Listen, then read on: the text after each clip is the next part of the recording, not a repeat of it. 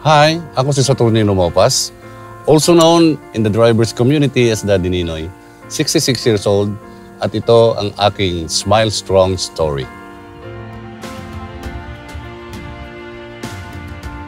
Sa pagiging driver, marami kang makakasalamuha.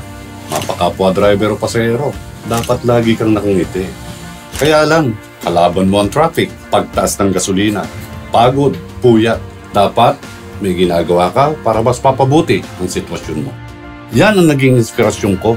Kaya naging advocacy ko ang pagkakaroon ng mga drivers communities.